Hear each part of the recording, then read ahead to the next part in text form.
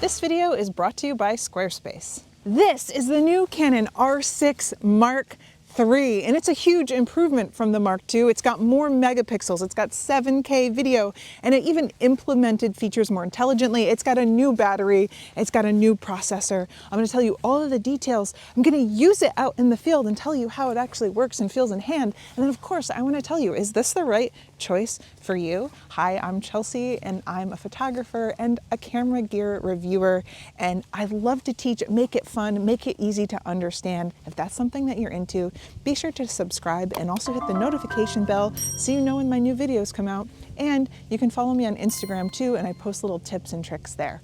Thanks. All right, first I want to talk about my first impressions of this camera. So at $2,800, it seems like a really good value for all of the features that they packed into this. It's got the same body as the Mark II, which is a good thing. It's slightly heavier, but it's got that beautiful deep grip. All of the buttons are really well placed, so the ergonomics are very nice. It's got a flip screen. It doesn't tilt up while on the body, but you could pull it out to the side, flip it forward to record yourself or take pictures of yourself, and then flip it back to shoot low or shoot high. It makes your shooting more versatile and comfortable in situations where you need to use that. And also, I'm excited about the upgraded features like the new battery, which gives you more battery life. But the most important first impression is that this camera just feels great to shoot with. When I took it out and was taking wildlife pictures, it feels seamless. It's not like I come into a body that's under $3,000 and I feel like I'm giving up so much it's no longer fun. This has been fun, it's easy to use, and I'm going to tell you more about the specs and features. Let's talk about the specs and features of this camera. It has 32.5 megapixels, but more importantly, it has a new sensor, and it's the same sensor you're going to see in the Canon C50, which is a video camera, and that explains why they were able to cram some really great, exciting video features into this camera. Not only that, it has a new processor, so it's making the camera faster, and it has a new battery that enables us to use some new features like Wi-Fi and a few of the other features. So you're not going to want to use the old battery, you're going to want to use the new battery that it comes with, and possibly even buy a backup because it's nice to have two batteries when you're shooting. For subject detection, it has people, animal, vehicles, and also auto mode, which is confusing, not automobile, but automatic, where it will try to detect whatever your subject is in the frame. And also, it has 12 frames per second mechanical and 40 frames per second in electronic shutter mode, though there were times when I like to use the first curtain electronic mode, and I'll tell you more about that later. This has 8.5 stops of IBIS, which is a half a stop more than the previous model, the Mark II. It also has dual card slots, one CF Express Type B and a UHS-2 SD card slot, and that's nice to have. Gotta need a nice fast card. Let's compare this to the Mark II. Now, it has 32.5 megapixels versus the 24 megapixels. It has doubled the buffer capacity, which you're going to need when you're shooting things like sports and wildlife. But it also has an improved autofocus algorithm, so it's gonna catch onto your subjects better, and then it has a stickiness where it's actually gonna keep on them. And that's something I experienced firsthand. Spec sheets, they can tell you things all day long, but I love to get out and actually use the camera and see if the spec sheets are matching my reality. And then also they have improved battery life, and it says that it's like only 40 shots more or something, the SEPA testing, but SEPA testing is crazy. People get way more out in the field. I think SEPA takes one shot every 30 seconds, and then they also use it with flash and other things, so they're draining the battery a lot faster than the typical photographer would. Let's go to sports and wildlife, really just wildlife. Athletic wildlife, and see how this handles fast action. For wildlife, this camera is a dream. The autofocus works incredibly well, and so does the subject detection. You can see here how it not only tracks the birds, it locks right onto their eyes. Even when they turn around and they move and they're doing all different activities, it finds what you're looking for. I have a few tips for you, because I love giving tips. If you want more, you know how to subscribe and stuff. You already know all about that. But it can, if there are a bunch of animals in the frame, pick up on maybe one you don't want, right? It's gonna find an eye, but maybe not the eye that you want. So it helps to program a button so you just have a center autofocus selected so that you can give an idea of a general direction you want it to go in. And once it locks on, it's going to stay on and continue focusing. And that was really helpful for me. Another amazing feature that it has is the pre-capture. And I programmed it to that button, and you turn it on when you know that there's going to be action, because you don't want to be taking that many photos all of the time. It allows you to get that decisive moment where your reflexes won't be fast enough to capture the action. A bird that's taking off from a branch, or capturing a fish, or, you know, I talk about birds a lot. There's other animals, maybe a monkey stealing a tourist's wallet, something like that. And it's a helpful feature to have. I don't currently have it in my camera, and it's making me realize I have to update my camera because I need this feature.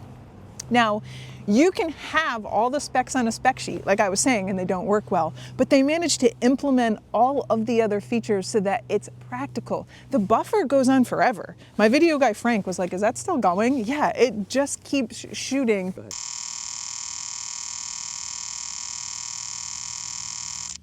I mean, that's a lot. That's a lot. The buffer is 150 raw shots. And also, it's keeping the autofocus and tracking while it's shooting. Here are some other things to consider.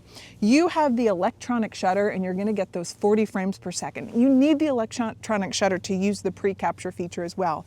But the electronic shutter will introduce rolling shutter if you're really whipping back and forth. You'll want to use the first curtain electronic shutter.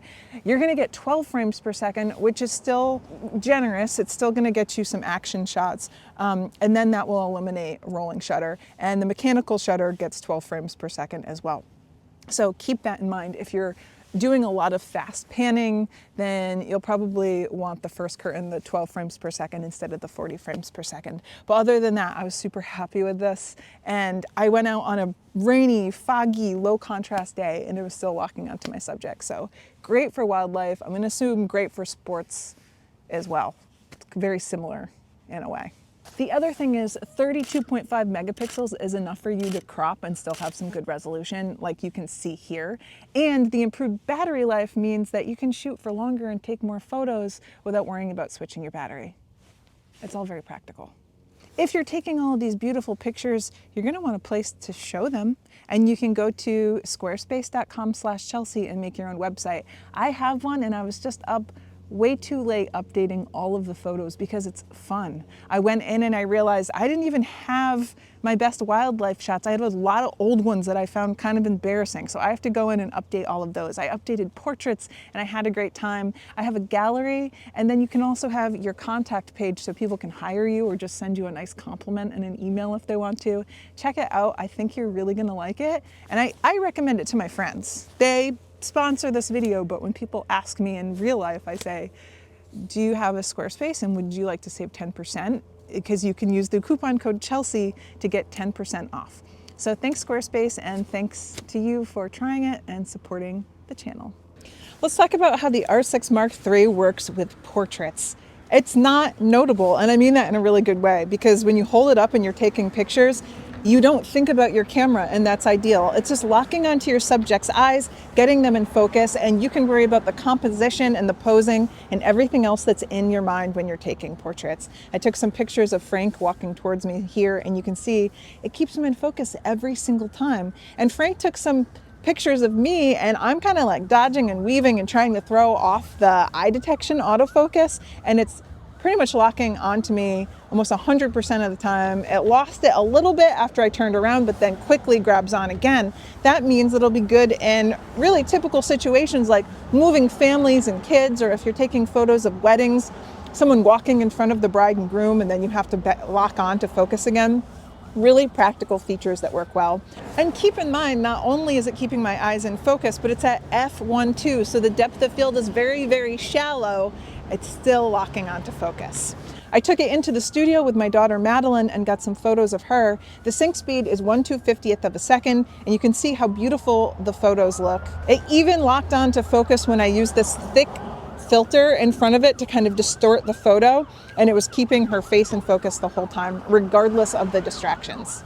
Let's talk about who this camera is for. This is an incredible camera, well-rounded. I mean, we talk about the flagships being your dream camera, but for under $3,000, what can't this thing do? If you're shooting sports or wildlife, you're gonna have a plenty capable camera with a frame rate that's super high. You got 40 frames per second. It's got incredible autofocus. What more could you want with that? And if you're shooting portraits, you still have the subject detection and the eye autofocus that works well. You've got 32.5 megapixels for resolution, good enough to crop.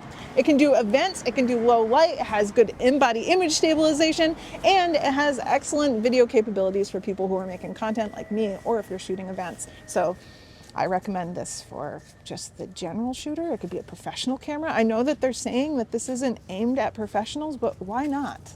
Tell me that. Why not? It works extremely well and it's highly capable. I recommend, obviously. If you want to see more videos like this, be sure to follow me here and hit the notification bell so you know when I put out a new video.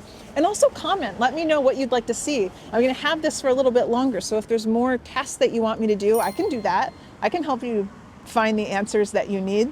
And of course, be sure to check out Squarespace. They make these videos possible, and also they make a really beautiful website possible. So go there, drag and drop. You can check out mine to get some inspiration or not. Like you can be like, I don't want to do what Chelsea did, whatever. Go to squarespace.com/Chelsea and use the coupon code Chelsea to get 10% off.